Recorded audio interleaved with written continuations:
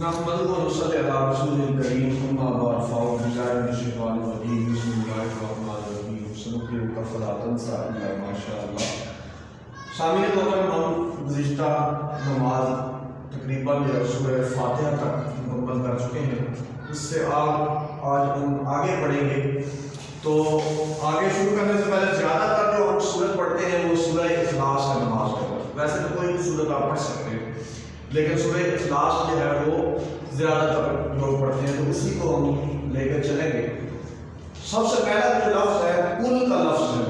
کل کا لفظ یہ یاد رکھیے، پورے قرآن میں جہاں بھی کل کا لفظ آئے گا اس کا مطلب یہ ہوگا اے نبی صلی اللہ علیہ وسلم آپ لوگوں سے کہہ رہے ہیں. اور اس کی وجہ یہ ہے کہ حضور صلی اللہ علیہ وسلم کے پاس سب سے پہلے فرشتہ وحی آتا تھا، اس کے بعد پھر آپ صلی اللہ علیہ وسلم کو حکم ہوتا تھا کہ آپ لوگوں کو کہہ رہے ہیں.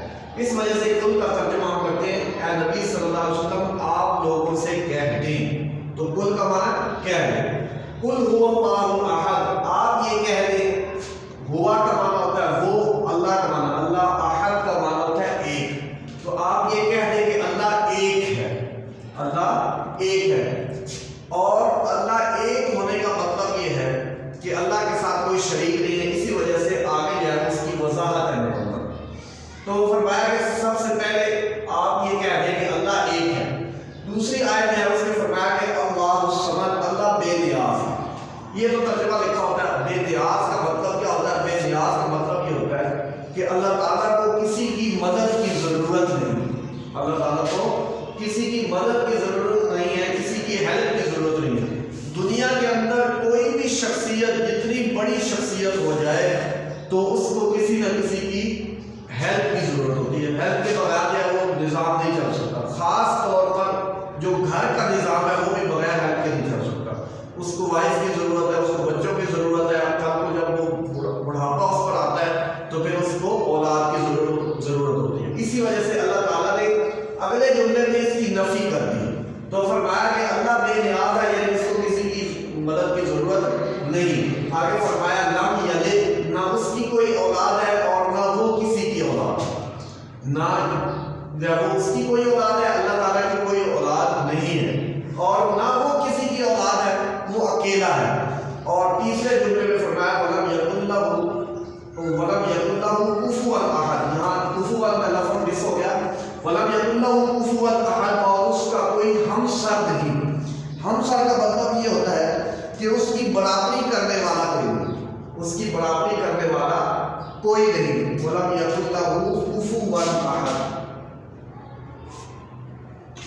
کفوا کا لفظ یہاں لکھ دیا میں نے. ولم یکن لہ کفوا احد، اور اس کی کوئی برابری کرنے والا نہیں، یعنی اس کے برابر اسٹیٹس کے لحاظ سے، ہر لحاظ سے جیسے بھی اس کی کوئی برابری کرنے والا نہیں.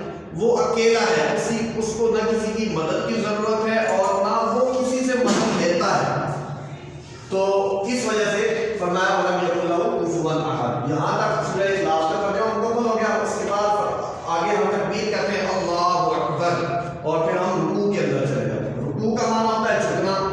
رکوع کے اندر ہم تسبیح پڑھتے ہیں سبحان ربی العظیم. اس میں 3 لفظ ہیں. سبحان کا مطلب ہوتا ہے پاک ہے. سبحان کا معنی پاک. کس چیز سے پاک ہے؟ ہر لحاظ سے وہ پاک ہے، وہ ہر عیب سے پاک ہے. سبحان کا مطلب وہ ہر عیب سے پاک ہے. انسان کے اندر انسان جتنا بھی پرفیکٹ ہو جائے وہ عیب کے ساتھ برابر ہے. انسان کو نیند آتی ہے، اونگ آتی ہے، اور اس کو کام کی ضرورت ہے، اس کو سونے کی ضرورت ہے، اس کو کھانے کی ضرورت ہے، اس کو پینے کی ضرورت ہے. یہ تمام کے تمام سب جو ہے وہ انسان کے اندر عیب ہے. کیوں؟ اس وجہ سے کہ انسان جو ہے اس کے بغیر نہیں رہ سکتا، اور اللہ تعالیٰ بے عیب ہے. اس وجہ سے پہلے فرمایا سبحان، وہ پاک ہے. ربی العظیم، ربی میرا رب، العظیم وہ عظمت والا ہے. عظمت والا بہت بلند ہے. اس کا اسٹیٹس اور مقام اتنا بلند ہے کہ دنیا کی جتنی بادشاہ تھے وہ سب ہیج ہیں. تو سبحان ربی العظیم، پاک ہے میرا رب، عظمت والا ہے. آگے تسمیح ہے سمع اللہ لمن حمدہ. یہ جو بندے نے اللہ کی تعظیم کی تو اس کے درمیان فرمایا کہ اللہ نے اس کی بات سن لی جس نے اس کی تعریف کی. یہ جتنی بھی ہم نے تعریف کی ہے تو اللہ تعالیٰ نے ہماری تعریف سن رہا ہے. اگر ہم اس لحاظ سے پڑھیں سمع اللہ لمن حمدہ تو ہمیں ایک یقین ہو جاتا ہے کہ اللہ میری بات سن رہا ہے. اگر سامنے والا آپ کی بات